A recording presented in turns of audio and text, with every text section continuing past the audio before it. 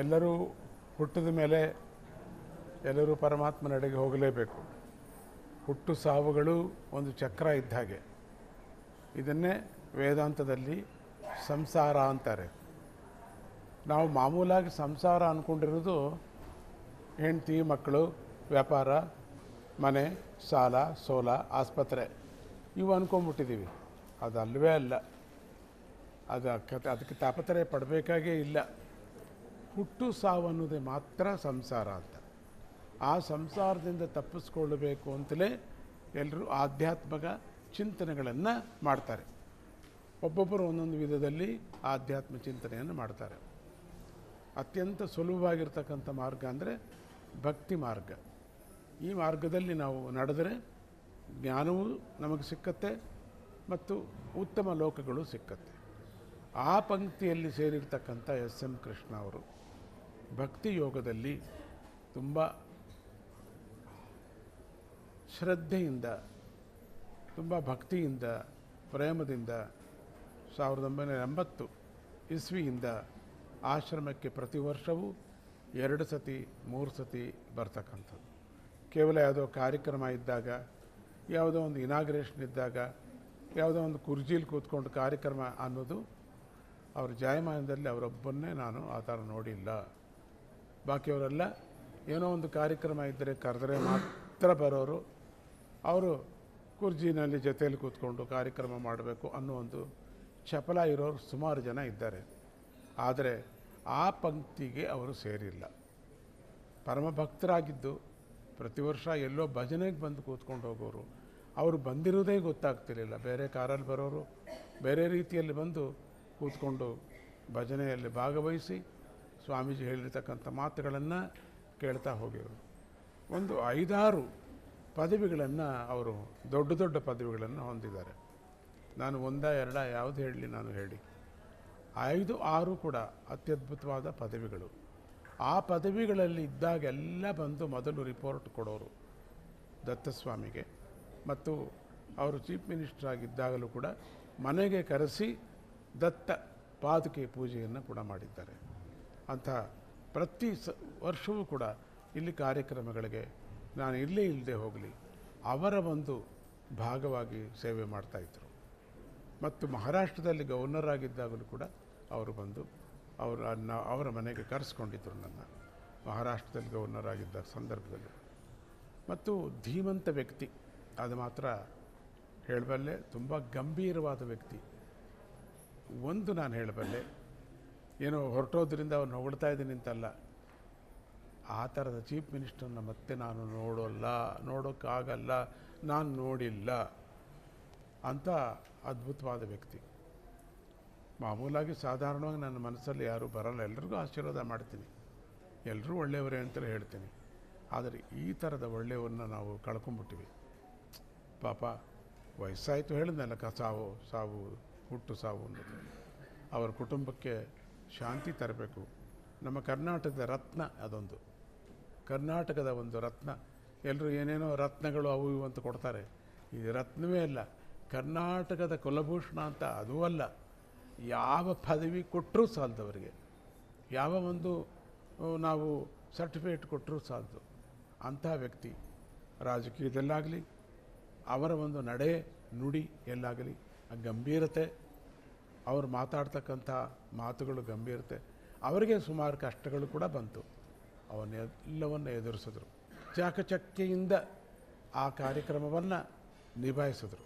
ಬೇರೆಯವರಾಗಿದ್ದರೆ ಓಡೋಗಿರೋರು, ಪದವಿಯನ್ನು ಬಿಟ್ಟು ಓಡ್ಬಿಟ್ಟಿರೋರು. ಅಂಥ ಒಂದು ಧೈರ್ಯವಾಗಿ ಎದುರಿಸಿದ್ರು. ರಾಜ್ಕುಮಾರ್ನ ಬಿಡಿಸ್ಕೊಂಡು ಬಂದು ಎಷ್ಟೋ ನಮಗೆ, ಯಾಕೆಂದರೆ ರಾಜ್ಕುಮಾರ್ ಅಂದರೆ ಎಲ್ರಿಗೂ ಕೂಡ ಬೇಕಾದ ವ್ಯಕ್ತಿ.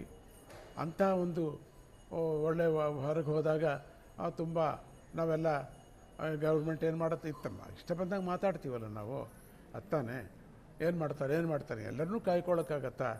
ಎಲ್ಲೋ ಹೋಗಿ ಏನೋ ಒಂಚೂರು ಏನೋ ಒಂದು ಯಾರ್ದೋ ಮನೇಲಿ ಏನೋ ಆಗಿಬಿಟ್ರೆ ಪೊಲೀಸ್ನವ್ರು ಏನು ಮಾಡ್ತಿದ್ರು? ಎಲ್ಲರೂ ಮನೆಯಲ್ಲಿ ಎಲ್ಲರಿಗೂ ಗೌರ್ಮೆಂಟ್ ಕಾಯ್ಕೊಳ್ಳೋಕ್ಕಾಗತ್ತಾ? ಇಲ್ವಲ್ಲ. ಎಲ್ಲರ ಮನೆಯಲ್ಲಿ ಕಾಯ್ಕೊಳ್ಳೋಕ್ಕೆ ಸಾಧ್ಯವೇ ಇಲ್ಲ. ಒಂದು ಅಪಾಯ ಆದಾಗ ಸಹಾಯ ಮಾಡೋಕ್ಕೆ ನಾವು ಗೌರ್ಮೆಂಟನ್ನು ಪ್ರಾರ್ಥನೆ ಮಾಡ್ಬೋದು. ಆದರೆ ಎಸ್ ಎಂ ಕೃಷ್ಣ ಹಾಗಲ್ಲದೆ ಅವರ ಒಂದು ತಾಪತ್ರೆ, ಅವರ ಒಂದು ಕುಟುಂಬ ಅಂಥೇಳಿ ರಾಜ್ಕುಮಾರನ ಕರ್ಕೊಂಬರೋಕ್ಕೆ, ವೀರಪ್ಪನಿಂದ ಬಿಡಿಸೋಕ್ಕೆ ಭಾಳಷ್ಟು ಕಷ್ಟಪಟ್ಟರು. ಆ ಸಂದರ್ಭದಲ್ಲಿ 4-5 ಸತಿ ಸ್ವಾಮೀಜಿ ಹತ್ರ ಬಂದು ಆಶೀರ್ವಾದವನ್ನು, ದತ್ತನ ಆಶೀರ್ವಾದವನ್ನು ಕೂಡ ಪಡೆದರು. ಆಮೇಲೆ ಯುಕ್ತಿಯಿಂದ ಬಿಡಿಸ್ಕೊಂಡು ಬಂದರು. ಆಮೇಲೆ ಬಂದ ಮೇಲೆ ರಾಜ್ಕುಮಾರು, ಅವರ ಒಂದು ಫ್ಯಾಮಿಲಿ, ಅವರ ಒಂದು ಹೆಂಡತಿ ಎಲ್ಲರೂ ಇಲ್ಲಿ ಬಂದು 2-3 ಸತಿ ಬಂದಿದ್ದರು. ಮತ್ತು ಅವರ ಒಂದು ಮಗ ಕೂಡ ಹಿಂದೆ 2-3 ಸತಿ ಬಂದಿದ್ದರು. ಅವರು ಕೂಡ ಈಗ ತುಂಬ ಹೆಸರುವಾಸಿಯಲ್ಲಿ ಇದ್ದಾರೆ. ಸತ್ತರೂ ಕೂಡ ಬದುಕಿದ್ದಾರೆ ಅನ್ನೋ ರೀತಿ ಇದ್ದಾರೆ. ಆ ಫ್ಯಾಮಿಲಿ ಎಲ್ಲ ಇಲ್ಲಿ ಬರ್ತಾಯಿತ್ತು. ನನಗೆ ಮರೆಯೋಕ್ಕಾಗ್ತಾ ಇರಲಿಲ್ಲ. ಅದಕ್ಕೆ ಕಾರಣ ಎಸ್.ಎಂ. ಕೃಷ್ಣನೇ. ಅವರೆಲ್ಲ ಇಲ್ಲಿ ಬರೋಕ್ಕೆ ಕಾರಣ ಅವರೇ ಆದರು. ಅಂಥವರಿಗೆ ಆತ್ಮಶಾಂತಿ ಸಿಕ್ಕಲಿ. ನಮಗೆ ನಮ್ಮ ರಾಷ್ಟ್ರದಲ್ಲಿರ್ತಕ್ಕಂಥ ರಾಜಕೀಯ ವ್ಯಕ್ತಿಗಳು ಅತ್ಯುತ್ತಮವಾಗಿರ್ತಕ್ಕಂಥ ಒಂದು ವಜ್ರ, ಅದನ್ನು ನಾನು ಹೇಳೋಕ್ಕೆ ಸಾಧ್ಯ ಇಲ್ಲ. ಅಂಥ ವಜ್ರವನ್ನು, ಅಂಥ ವ್ಯಕ್ತಿಯನ್ನು, ಅಂಥ ಸೌಮ್ಯದ ವ್ಯಕ್ತಿಯನ್ನು ನಾವು ಕಳ್ಕೊಂಡ್ಬಿಟ್ಟಿವಿ. ಕಳ್ಕೊಳ್ಳೇಬೇಕು ತಾನೆ. ಒಬ್ಬರು ಕಳ್ಕೊತೀವಿ, ಒಬ್ಬರನ್ನು ಪಡಿತೀವಿ, ಅದು ಬೇರೆ. ಅವರ ಆತ್ಮಶಾಂತಿ ಸಿಕ್ಕಲಿ. ಮತ್ತು ಅವರಿಂದ ಪಡೆದಿರ್ತಕ್ಕಂಥ ಸುಮಾರು ಜನ ಅವರಿಂದ ಉಪಯೋಗಗಳನ್ನು ಪಡೆದಿದ್ದಾರೆ. ಅವರೆಲ್ಲರಿಗೂ ಕೂಡ ಅವರ ಆತ್ಮಕ್ಕೆ ಶಾಂತಿ ಸಿಕ್ಕಲಿ ಅಂತ ಪ್ರಾರ್ಥನೆ ಮಾಡಿ ಅಂತ ಹೇಳ್ತಾ, ಇನ್ನು ಮುಂದೇನಾದ್ರು ಕೂಡ ಅಂಥ ವ್ಯಕ್ತಿಗಳು ನಮಗೆ ಸಿಕ್ಕಲಿ ಅಂತ ಸ್ವಾಮಿನ ನಾನು ಪ್ರಾರ್ಥನೆ ಮಾಡ್ತಾಯಿದ್ದೀನಿ. ಒಂದು ಪದ್ಧತಿ ಏನಪ್ಪ ಕರ್ನಾಟಕದಲ್ಲಿತ್ತು ಅಂದರೆ, ಚೀಫ್ ಮಿನಿಸ್ಟರ್ ಆದ ಕೂಡಲೇ ಒಂದು 2-3 ತಿಂಗಳಲ್ಲಿ ಬಂದು ಇಲ್ಲಿ ದರ್ಶನ ಮಾಡ್ತಿದ್ರು. ಬರದೇ ಇರೋ ವ್ಯಕ್ತಿಗಳು ಇದ್ದಾರೆ ಕೆಲವರು, ಅದು ಬೇರೆ ವಿಚಾರ. ಹಾಗಂತ ನಾನು ಆಶೀರ್ವಾದ ಎಲ್ರಿಗೂ ಮಾಡ್ತೀನಿ, ಸಂತೋಷ. ಪ್ರತಿ ಚೀಫ್ ಮಿನಿಸ್ಟ್ರು ಇಲ್ಲಿ ಬಂದಿದ್ದರು, ಅದು ಮಾತ್ರ ಜ್ಞಾಪಕ ಇಟ್ಕೊಳ್ಳಿ. ಹಾಗಂತ ಹೇಳ್ತಾ ಕೆಲವರು ಚೀಫ್ ಮಿನಿಸ್ಟ್ರ್ ಪದವಿ ಬರೋಕ್ಕೆ ಮುಂಚೆ ಬಂದಿದ್ದರು, ಆಮೇಲೆ ಬಂದಮೇಲೆ ಬರಲಿಲ್ಲ. ಅದೊಂಥರ, ಅದು ಒಂದೇ ಇದು ಒಂದೇ. ಆ ಅನುಚಿತ ಈಗ ಮಾತಾಡ್ತಕ್ಕಂಥ ಮಾತು ಅದು ಸರಿ ಇಲ್ಲ, ನಂದು ತಪ್ಪು, ಕ್ಷಮಿಸಿ. ಅದನ್ನು ನಾನು ಜ್ಞಾಪಿಸ್ಕೋತಾ ಇದ್ದೀನಿ, ವ್ಯಕ್ತಿತ್ವವನ್ನು ಜ್ಞಾಪಿಸ್ಕೋತಾ ಇದ್ದೀನಿ. ಎಸ್.ಎಂ. ಕೃಷ್ಣ ಫ್ಯಾಮಿಲಿ ಕೂಡ ಅಂಥದ್ದೇ. ಮನೆಗೆ ಕರೆದು ಸ್ವಾಮಿಗೆ ಭಿಕ್ಷೆಯನ್ನು ಮಾಡಿಸಿ ಪಾದಪೂಜೆಯನ್ನು, ದತ್ತನಿಗೆ ಪಾದಪೂಜೆಯನ್ನು ಮಾಡಿಸಿದ್ರು. ಅವರಿಗೆ ಒಳ್ಳೆಯದಾಗಲಿ. ಆಶ್ರಮದಲ್ಲಿ ಪ್ರತಿಯೊಂದು ಕಂಬವನ್ನು ಕೂಡ ನೋಡಿದಾಗ ಅವ್ರಿಗೆ ಜ್ಞಾಪಕ ಬರುತ್ತೆ. ಅವರ ಸೇವೆ ಅಪಾರವಾದಂಥದ್ದು. ಕುಡಿಗೆ ಈ ಕೈ ಕೊಡೋದು ಈ ಕೈ ಗೊತ್ತಾಗಬಾರ್ದು, ಆ ರೀತಿಯಾದಂಥ ಸೇವೆಯನ್ನು ಮಾಡಿದ್ದಾರೆ. ಅವರಿಗೆ ಒಳ್ಳೆಯದಾಗಲಿ, ಅವರ ಆತ್ಮಕ್ಕೆ ಒಳ್ಳೆಯದಾಗಲಿ. ನಮ್ಮವ್ರನ್ನ ಕಳ್ಕೊಂಡಿದ್ದಕ್ಕೆ ರಾಷ್ಟ್ರಕ್ಕೆ ಕೂಡ ಶಕ್ತಿಯನ್ನು ತುಂಬಲಿ. ಮತ್ತು ಅಂಥ ವ್ಯಕ್ತಿಗಳು ಮತ್ತೆ ಮತ್ತೆ ಹುಟ್ಟಲಿ ಹುಟ್ಟಲಿ ಹುಟ್ಟಲಿ. ಜೈ ಗುರುದತ್ತ, ಶ್ರೀ ಗುರುದತ್ತ.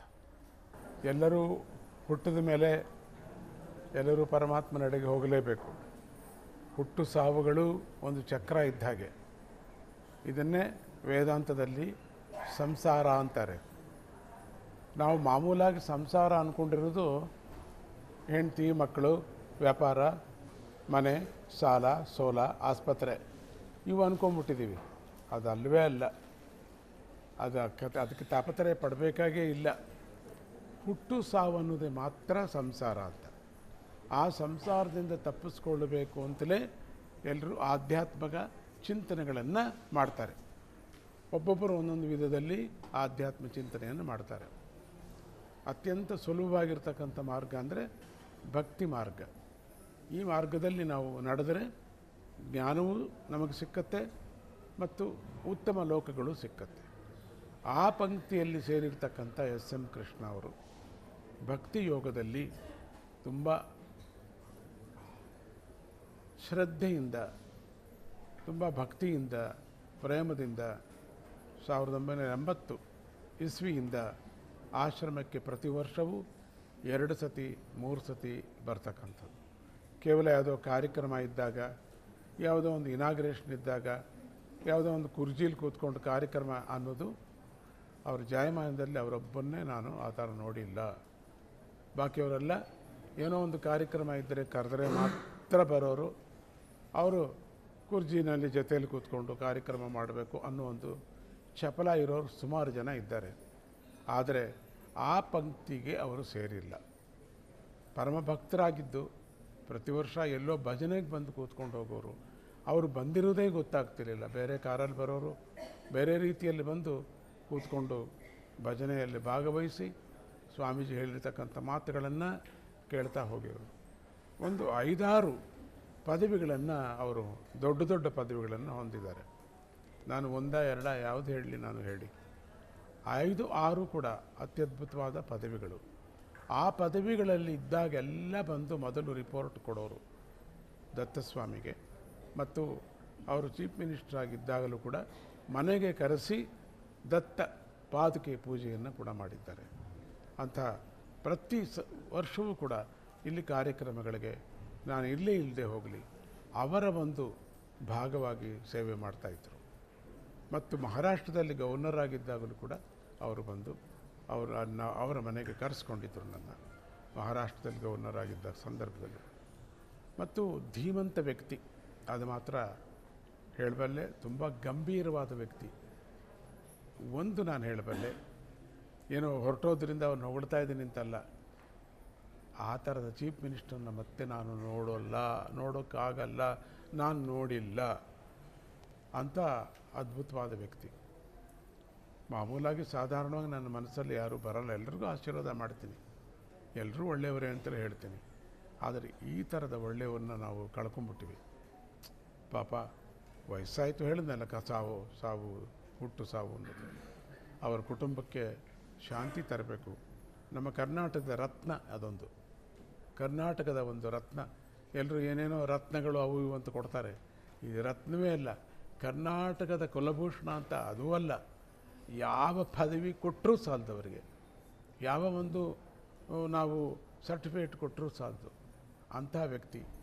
ರಾಜಕೀಯದಲ್ಲಾಗಲಿ, ಅವರ ಒಂದು ನಡೆ ನುಡಿ ಎಲ್ಲಾಗಲಿ, ಆ ಗಂಭೀರತೆ, ಅವರು ಮಾತಾಡ್ತಕ್ಕಂಥ ಮಾತುಗಳು ಗಂಭೀರತೆ. ಅವರಿಗೆ ಸುಮಾರು ಕಷ್ಟಗಳು ಕೂಡ ಬಂತು, ಅವನ್ನೆಲ್ಲವನ್ನು ಎದುರಿಸಿದ್ರು. ಚಾಕಚಕ್ಯೆಯಿಂದ ಆ ಕಾರ್ಯಕ್ರಮವನ್ನು ನಿಭಾಯಿಸಿದ್ರು. ಬೇರೆಯವರಾಗಿದ್ದರೆ ಓಡೋಗಿರೋರು, ಪದವಿಯನ್ನು ಬಿಟ್ಟು ಓಡ್ಬಿಟ್ಟಿರೋರು. ಅಂಥ ಒಂದು ಧೈರ್ಯವಾಗಿ ಎದುರಿಸಿದ್ರು.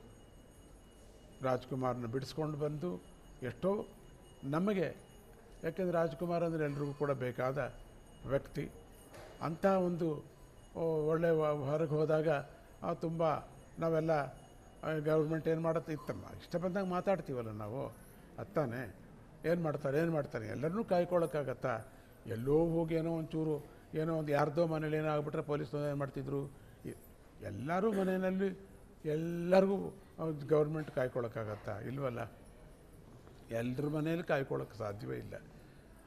ಒಂದು ಅಪಾಯ ಆದಾಗ ಸಹಾಯ ಮಾಡೋಕ್ಕೆ ನಾವು ಗೌರ್ಮೆಂಟನ್ನು ಪ್ರಾರ್ಥನೆ ಮಾಡ್ಬೋದು. ಆದರೆ ಎಸ್.ಎಂ. ಕೃಷ್ಣ ಹಾಗಲ್ಲದೆ ಅವರ ಒಂದು ತಾಪತ್ರೆ, ಅವರ ಒಂದು ಕುಟುಂಬ ಅಂಥೇಳಿ ರಾಜ್ಕುಮಾರ್ನ ಕರ್ಕೊಂಬರೋಕ್ಕೆ, ವೀರಪ್ಪನಿಂದ ಬಿಡಿಸೋಕ್ಕೆ ಭಾಳಷ್ಟು ಕಷ್ಟಪಟ್ಟರು.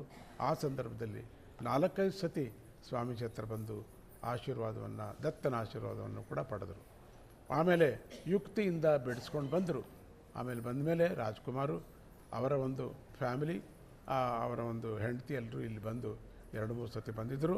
ಮತ್ತು ಅವರ ಒಂದು ಮಗ ಕೂಡ ಹಿಂದೆ 2-3 ಸತಿ ಬಂದಿದ್ದರು. ಅವರು ಕೂಡ ಈಗ ತುಂಬ ಹೆಸರುವಾಸಿಯಲ್ಲಿ ಇದ್ದಾರೆ. ಸತ್ರು ಕೂಡ ಬದುಕಿದ್ದಾರೆ ಅನ್ನೋರ್ತಿದ್ದಾರೆ. ಆ ಫ್ಯಾಮಿಲಿ ಎಲ್ಲ ಇಲ್ಲಿ ಬರ್ತಾಯಿತ್ತು. ನನಗೆ ಮರೆಯೋಕ್ಕಾಗ್ತಾ ಇರಲಿಲ್ಲ. ಅದಕ್ಕೆ ಕಾರಣ ಎಸ್.ಎಂ. ಕೃಷ್ಣನೇ. ಅವರೆಲ್ಲ ಇಲ್ಲಿ ಬರೋಕ್ಕೆ ಕಾರಣ ಅವರೇ ಆದರು. ಅಂಥವರಿಗೆ ಆತ್ಮಶಾಂತಿ ಸಿಕ್ಕಲಿ. ನಮಗೆ ನಮ್ಮ ರಾಷ್ಟ್ರದಲ್ಲಿರ್ತಕ್ಕಂಥ ರಾಜಕೀಯ ವ್ಯಕ್ತಿಗಳಿಗೆ ಅತ್ಯುತ್ತಮವಾಗಿರ್ತಕ್ಕಂಥ ಒಂದು ವಜ್ರ, ಅದನ್ನು ನಾನು ಹೇಳೋಕ್ಕೆ ಸಾಧ್ಯ ಇಲ್ಲ. ಅಂಥ ವಜ್ರವನ್ನು, ಅಂಥ ವ್ಯಕ್ತಿಯನ್ನು, ಅಂಥ ಸೌಮ್ಯದ ವ್ಯಕ್ತಿಯನ್ನು ನಾವು ಕಳ್ಕೊಂಬಿಟ್ಟಿವಿ. ಕಳ್ಕೊಳ್ಳೇಬೇಕು ತಾನೆ, ಒಬ್ಬರು ಕಳ್ಕೊತೀವಿ, ಒಬ್ಬರನ್ನು ಪಡಿತೀವಿ, ಅದು ಬೇರೆ. ಅವರ ಆತ್ಮಶಾಂತಿ ಸಿಕ್ಕಲಿ. ಮತ್ತು ಅವರಿಂದ ಪಡೆದಿರ್ತಕ್ಕಂಥ ಸುಮಾರು ಜನ ಅವರಿಂದ ಉಪಯೋಗಗಳನ್ನು ಪಡೆದಿದ್ದಾರೆ. ಅವರೆಲ್ಲರಿಗೂ ಕೂಡ ಅವರ ಆತ್ಮಕ್ಕೆ ಶಾಂತಿ ಸಿಕ್ಕಲಿ ಅಂತ ಪ್ರಾರ್ಥನೆ ಮಾಡಿ ಅಂತ ಹೇಳ್ತಾ, ಇನ್ನು ಮುಂದೇನಾದ್ರು ಕೂಡ ಅಂಥ ವ್ಯಕ್ತಿಗಳು ನಮಗೆ ಸಿಕ್ಕಲಿ ಅಂತ ಸ್ವಾಮಿನ ನಾನು ಪ್ರಾರ್ಥನೆ ಮಾಡ್ತಾಯಿದ್ದೀನಿ. ಒಂದು ಪದ್ಧತಿ ಏನಪ್ಪ ಕರ್ನಾಟಕದಲ್ಲಿತ್ತು ಅಂದರೆ, ಚೀಫ್ ಮಿನಿಸ್ಟರ್ ಆದ ಕೂಡಲೇ ಒಂದು 2-3 ತಿಂಗಳಲ್ಲಿ ಬಂದು ಇಲ್ಲಿ ದರ್ಶನ ಮಾಡ್ತಿದ್ರು. ಬರದೇ ಇರೋ ವ್ಯಕ್ತಿಗಳು ಇದ್ದಾರೆ ಕೆಲವರು, ಅದು ಬೇರೆ ವಿಚಾರ. ಹಾಗಂತ ನಾನು ಆಶೀರ್ವಾದ ಎಲ್ರಿಗೂ ಮಾಡ್ತೀನಿ, ಸಂತೋಷ. ಪ್ರತಿ ಚೀಫ್ ಮಿನಿಸ್ಟ್ರು ಇಲ್ಲಿ ಬಂದಿದ್ದರು, ಅದು ಮಾತ್ರ ಜ್ಞಾಪಕ ಇಟ್ಕೊಳ್ಳಿ. ಹಾಗಂತ ಹೇಳ್ತಾ ಕೆಲವರು ಚೀಫ್ ಮಿನಿಸ್ಟ್ರ್ ಪದವಿ ಬರೋಕ್ಕೆ ಮುಂಚೆ ಬಂದಿದ್ದರು, ಆಮೇಲೆ ಬಂದಮೇಲೆ ಬರಲಿಲ್ಲ. ಅದೊಂಥರ, ಅದು ಒಂದೇ ಇದು ಒಂದೇ. ಆ ಅನುಚಿತ ಈಗ ಮಾತಾಡ್ತಕ್ಕಂಥ ಮಾತು ಅದು ಸರಿ ಇಲ್ಲ, ನಂದು ತಪ್ಪು, ಕ್ಷಮಿಸಿ. ಅದನ್ನು ನಾನು ಜ್ಞಾಪಿಸ್ಕೋತಾ ಇದ್ದೀನಿ, ವ್ಯಕ್ತಿತ್ವವನ್ನು ಜ್ಞಾಪಿಸ್ಕೋತಾ ಇದ್ದೀನಿ. ಎಸ್ ಎಂ ಕೃಷ್ಣ ಫ್ಯಾಮಿಲಿ ಕೂಡ ಅಂಥದ್ದೇ. ಮನೆಗೆ ಕರೆದು ಸ್ವಾಮಿಗೆ ಭಿಕ್ಷೆಯನ್ನು ಮಾಡಿಸಿ ಪಾದಪೂಜೆಯನ್ನು, ದತ್ತನಿಗೆ ಪಾದಪೂಜೆಯನ್ನು ಮಾಡಿಸಿದ್ರು. ಅವರಿಗೆ ಒಳ್ಳೆಯದಾಗಲಿ. ಆಶ್ರಮದಲ್ಲಿ ಪ್ರತಿಯೊಂದು ಕಂಬವನ್ನು ಕೂಡ ನೋಡಿದಾಗ ಅವ್ರಿಗೆ ಜ್ಞಾಪಕ ಬರುತ್ತೆ. ಅವರ ಸೇವೆ ಅಪಾರವಾದಂಥದ್ದು. ಕುಡಿಗೆ ಈ ಕೈ ಕೊಡೋದು ಈ ಕೈ ಗೊತ್ತಾಗಬಾರ್ದು, ಆ ರೀತಿಯಾದಂಥ ಸೇವೆಯನ್ನು ಮಾಡಿದ್ದಾರೆ. ಅವರಿಗೆ ಒಳ್ಳೆಯದಾಗಲಿ, ಅವರ ಆತ್ಮಕ್ಕೆ ಒಳ್ಳೆಯದಾಗಲಿ. ನಮ್ಮವ್ರನ್ನ ಕಳ್ಕೊಂಡಿದ್ದಕ್ಕೆ ರಾಷ್ಟ್ರಕ್ಕೆ ಕೂಡ ಶಕ್ತಿಯನ್ನು ತುಂಬಲಿ ಮತ್ತು ಅಂಥ ವ್ಯಕ್ತಿಗಳು ಮತ್ತೆ ಮತ್ತೆ ಹುಟ್ಟಲಿ ಹುಟ್ಟಲಿ ಹುಟ್ಟಲಿ. ಜೈ ಗುರುದತ್ತ, ಶ್ರೀ ಗುರುದತ್ತ.